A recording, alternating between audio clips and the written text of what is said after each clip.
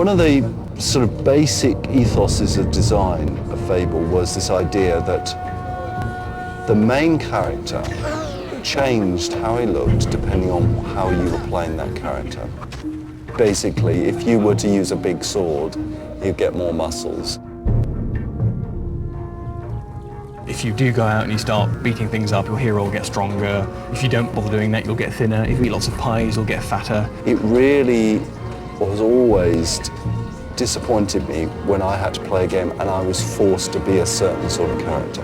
I was forced to be the good guy, or I was forced to be the bad guy. The other change that the character has is the game constantly looks at how good you are or how evil you are and will change the look of your character. If they end up with a game with a skinny, pale, horned, evil character, that's how they played the game. If they end up with this buff, sun-tanned, huge Goliath of a player, that's how they played the game. You develop your character, so you could play through being really evil, you could play through being really good, you could play through doing all the side quests, all the optional quests, you could do all the core quests. You can really do what you like with it. The hero is really to give a feedback of how the player is playing the game, really, to give them a visual cue and to like their personality. This is the young hero at the beginning of the game, where you start the first time you get your hand on the controller, this is the character that you'll be playing along. And by the end of the game, you can possibly end up like this character. The headaches of having a character that changes. I mean, you imagine in animation terms, you want a guy to walk into a room, so he grasps the doorknob, he pushes the door open.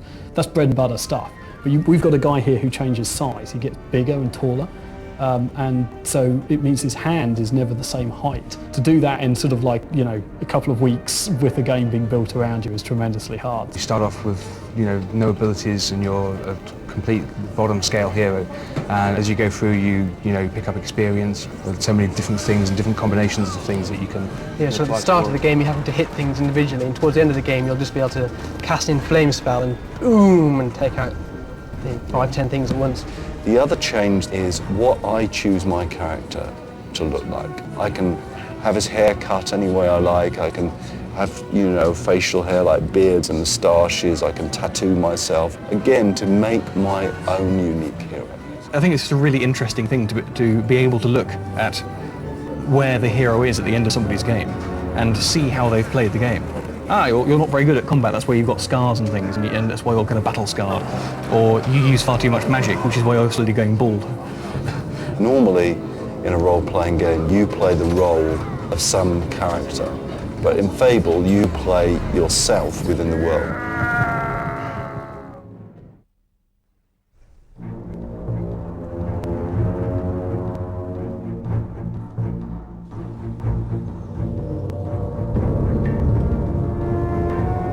We wanted to make sure that Fable felt like it was in a beautiful, natural, fantastic environment, a place where you would want to live. We had to hit the ground running on Fable, and that meant that we evolved the look as we went along. And what we did decide pretty much from the early days is we didn't want to do a sort of really traditional orcs and monsters type game, because to be quite honest, we're fed up of that. What we really wanted was we wanted more of a kind of a dark fairy tale. I wanted something that looked beautiful, and the other guys wanted something that played really well. I think we've got a unique fantasy look in the game.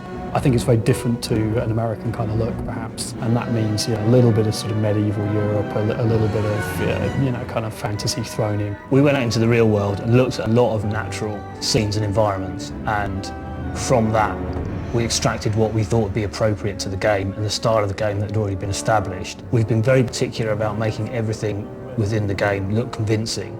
Not necessarily realistic, but it's more a case of making the environment, the whole nature of the thing, so it fit together. Yeah, this area here is fantastic.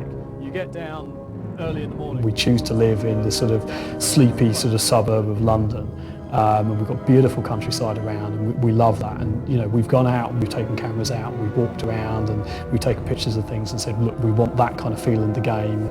One of the things that we just took so much time over doing was the trees. And it seems like a really kind of obvious thing, but it's It's one of the things we had to get just right. I mean, they're really expensive objects to draw in the game technically. They had to have a huge kind of canopy because you were going to walk underneath them. We wanted sort of beams of sunlight to come through the leaves and all the rest of it. Trees, flowers, grass, foliage, that kind of stuff is a pain in the arse, and yet that's one of the key things that makes Fable what it is. The houses, although they look quite simple, you know, they're quite sort of complex objects. They've had to be split into interiors and exteriors.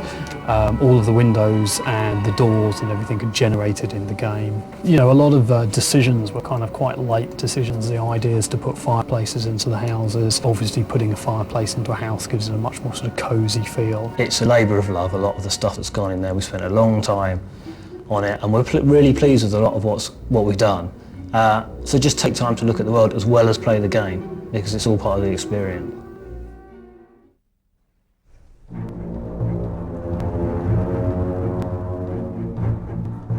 Poor old animators kind of get the raw end of the deal, because with all these mad things that we're trying to do with simulation, some poor buggers got to go and make sure that the people doing animation for every single little nuance of expression and emotion, every single thing you can do to a person, they've got to animate it. The last thing you want to do is you're playing a game and let's say you're fighting someone and you've beaten them. You don't want a zombified looking character just going and falling onto the ground. You want to see the anguish on them. You want to see they're tired. You want to feel that you've got there and you've beaten them. The way the process works on Fable is that we've got a group of modelers that are creating all the characters, and the job of the animators is to bring those characters to life. Well over 5,000 animations that have all been handcrafted. This particular animation is one of the undead soldiers. These are the control points for the character, so we can control the hips, translation up and down, side to side, and we can also control the rotations as well. These are very sort of zombie-like creatures, very lumbering and swinging their very heavy weapons, so there's lots of bodies and bones flying and lots of effects on top. This example would be the wood nymph. I went through about 5 drawings until eventually they accepted this one. The earth troll, a large monster, a huge creature. The hero of the game is about that size. So this should be towering and huge. He would be throwing lumps of rock and rising up from the earth. When you see them in the game, and the whole concept has actually worked, I was very proud of them. You tend not to notice good animation. If the character presents itself as something that's you know, in charge of its own actions and in charge of, you know, whatever it does, if the fact it's swinging a sword is by its own accord, then the job of an animator is done.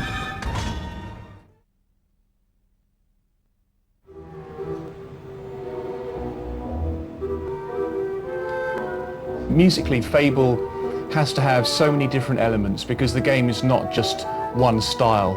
It has a fairy tale element, it has a sinister element, there's happiness, there's sadness, there's evil and darkness. We decided quite early on to make sure that all those elements were in the music, so we couldn't just have one style. But what we did decide to do was to have a theme running through, a thread of a theme running through all the music, so there was still some sort of continuity through the whole thing. I say, quite nice. That paves the path. Danny Elfman was involved quite early on.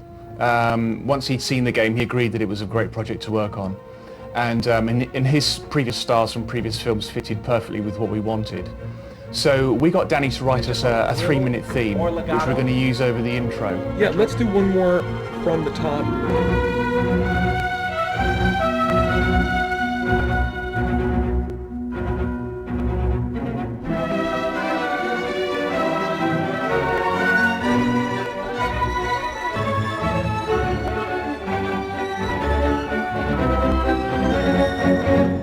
It's just time for me to say goodbye.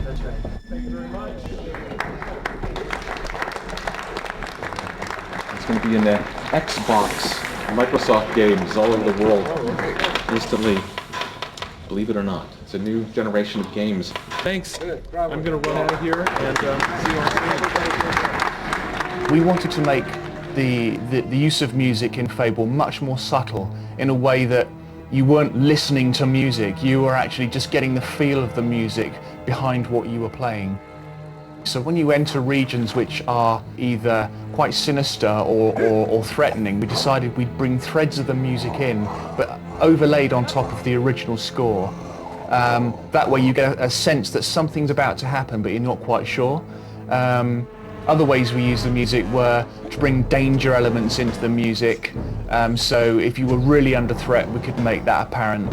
And of course, there's the pure combat style of music. So when you were actually deep within a fight, we could then bring out the fight elements of the music as well. So the music played a big part in conveying the emotion. Fable is a very organic game. It's based around hearing things which aren't only to do with music, and other elements of the game audio are extremely important. You have to hear the audio cue. You've achieved an excellent score. You have to hear the dialogue. You have to hear certain effects in the overall ambience to make sure you're getting a feel for what the region is like. And writing music for a game is very much based on that. The music is really important in conveying the atmosphere in a region that the hero enters. A prime example of what I've just been talking about is actually the graveyard, and the graveyard obviously has a very distinctive feel about it. When you go into the graveyard, you know that there's a real sense of foreboding there and indeed danger. Now, Oak Vale is where the hero was born and bred. It's a place where he feels extremely comfortable. It's very quaint, so we wanted to give the place a feeling of being happy, but not overly happy, just a nice, relaxing, pleasant place to live. The music for Witchwood has quite a quirky feel about it, and the reason for that is that the villagers are not overly friendly. They see you as a stranger. Play the game through to the end, because there are a lot of real musical treats coming. You can walk around new regions 20 hours into the game, so keep playing. There are some real musical treats to come.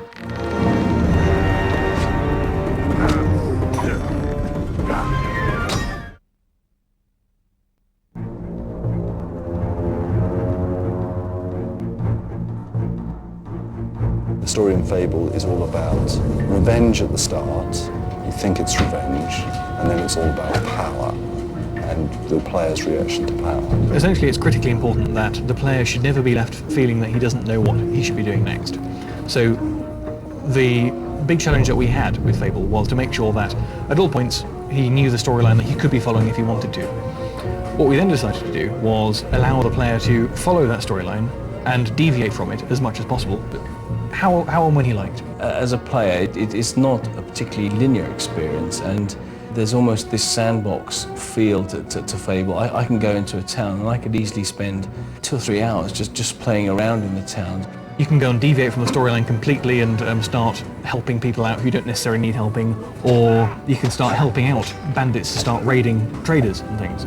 How you do it is pretty much entirely up to you. Do you want to do it sneakily? Do you want to do it using spells? Do you want to do it only using your hands? Do you want to do it using a stick? Do you want to do it being evil? Do you want to do it while helping people on the way? It's just a massive combination, and hopefully no two people at the end of the game will have actually had even close to the same experience. The real feeling, and it is a feeling that I want people to have when they're playing Fable, is wonder, is to be constantly surprised by what the world is like, and that is the beauty of the world, and Fable is an amazingly beautiful place.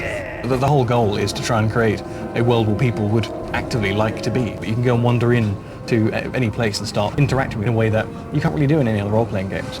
The game just becomes more than some of its parts, and just feels like this weird thing which you want to spend time with. And I really do hope that people do find out some of the hidden things that we've put into the game and spend that time enjoying it. Everyone should go and play in the towns and see what they can find, and all the little mini games and things to discover. That's what I'm looking forward to playing myself.